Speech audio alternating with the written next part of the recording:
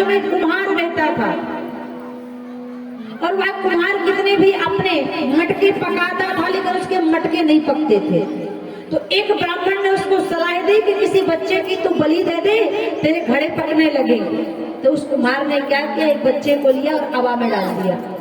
तो जब हवा में डाला तो उसके घड़े के जितने घड़े थे वह सारे मटके पक गए, लेकिन उस बच्चे को आंच भी नहीं आई। उसने जाके राजा को बताया, राजा ने पता करवाया। उस बच्चे की माँ रोती बिलखती राजा के पास पहुंची कि मेरे पुत्र का पता नहीं। राजा ने कहा तेरा पुत्र ये जीवित है, लेकिन जीवित कैसे है? तब उसकी माँ ने कहा मैंने संकष्टी गणेश चतुर्थी का व्रत किया क्योंकि मेरा पुत्र मिल नहीं रहा था। शायद उसी गणेश भगवान के प्रभाव से आज मेरे बच्चे का बाल बांका भी नहीं हुआ। इसलिए जो स्त्री, जो माँ अपने पुत्र और पुत्री की भलाई के लिए संकष्टी गणेश चतुर्थी का व्रत करती है, उनके बाल बच्चों की आयु लंबी होती है। और एक बार तो भूल हो गई, कभी कभी लोग भूल जाते हैं निमंत्रण देना। एक बार भगवान नारायण ने गणेश जी को नहीं बुलाया। एक बार भगवान नारायण की लक्ष्मी जी से शादी पक्की हो गई। जब शादी पक्की हुई तो सबको निमंत्रण दिया, गणेश जी को नहीं दिया। गणेश जी को जब निमंत्रण नहीं दिया, सारे देवताओं ने कहा महाराज आपने गणेश जी को निमंत्रण नहीं दिया, बारात जा रही है, बारात में गणेश जी बस नहीं है, सबको ही है। विष्णु भगवान ने कहा हम भोलेनाथ को निमंत्रण देकर आए थे, अब गणेश जी को आना होगा तो आते, नहीं आना तो अलग से थोड़ी निमंत्रण देते।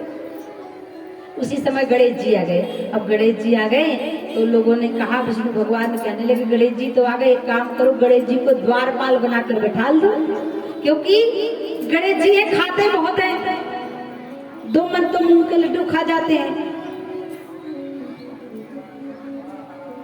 नाना प्रकार का भोजन खा जाएंगे, पराए घर में अच्छा नहीं लगता। इसलिए बारात में चलो गणेश जी को नहीं ले जाना, गणेश जी को द्वारपाल बना के घर में बैठा दो, घर की रक्षा करेंगे। अब गणेश जी को द्वारपाल बनाकर बैठा दिया। बारात चली भगवान विष्णु की लक्ष्मी जी के गांव, और यहाँ पर नारद जी आए। नारद जी ने कहा गणेश तुम यहाँ क्यों बैठे हो?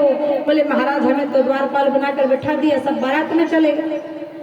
नारद जी ने कहा देखो ऐसे में तुम्हारी कोई पूजा नहीं करेगा गणेश, तुम्हें कुछ नियम करना पड़ेगा। बोले कौन सा? बोले एक काम करो, जो तुम्हें बारात में नहीं ले गए हैं तो उनकी बारात को ही अस्त व्यस्त कर दो। एक काम करो, जिस रास्ते से बारात गई है उस रास्ते पर आप अपने वाहन को जाने के लिए कहो चूहे को, और चूहा अपने दांतों से सारी धरती को खोद देगा, सारी जगह पोली कर देगा और वो गिरेंगे तो फिर आपकी याद आएगी। गणेश जी ने ऐसे किया, अपने वाहन से कहा कि जाओ सारी पृथ्वी को खोद दो। और जब सारी पृथ्वी खोदी गई तो जो भगवान विष्णु के बराती थे, किसी का चक्का टूट गया, किसी की रथ टूट गई, किसी का कुछ हो गया। नारद जी ने कहा भैया इसलिए व्यवधान आ रहा है क्योंकि आप लोगों ने गणेश जी को साथ में नहीं लिया, गणेश जी को आमंत्रित नहीं किया। जब तक गणेश जी प्रसन्न नहीं होंगे तब तक विवाह भी होने वाला। तो सब फिर लौट कर आए गणेश जी के पास और गणेश जी की प्रार्थना करी, सबके रथ के पहिए ठीक हो गए, बारात सज गई। और सबसे पहले हमारे गजानन विनायक भगवान को बिठाया, तब आगे चल के विष्णु जी का विवाह संपन्न हुआ। बोले श्री गणेश भगवान की। लेकिन भगवान गणेश पहले बहुत सुंदर थे, लेकिन गणेश जी का पेट बड़ा कब बना? बोले एक बार जब भगवान रचना कर रहे थे भोलेनाथ, तो गणेश जी इतने सुंदर बन गए, इतने सुंदर बन गए कि सारे देवी देवता सोचने लगे कि भगवान शंकर का पुत्र इतना सुंदर है तो हमारी पूछ कम हो जाएगी। तो भगवान शिव ने गणेश जी का एक अंग बढ़ा दिया, बोले एक स्वरूप में एक डिठौना लगा दिया और बोले गणेश जी का पेट बड़ा कर दिया।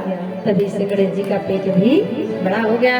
बोले गणपति गजानन भगवान की। आइए सभी लोग दोबारा, गणेश जी महाराज का जन्म हुआ है तो उनकी विनती कर ले, क्योंकि शिव महापुराण के चतुर्थ दिवस में गणेश उत्सव होता है, गणेश जी की छठी होती है। इसलिए जिस किसी को भी गणेश जी के जन्म में जो कुछ भी दान पुण्य करना है तो यहाँ आके पुराण पर प्रणाम करके दान कर सकते हैं।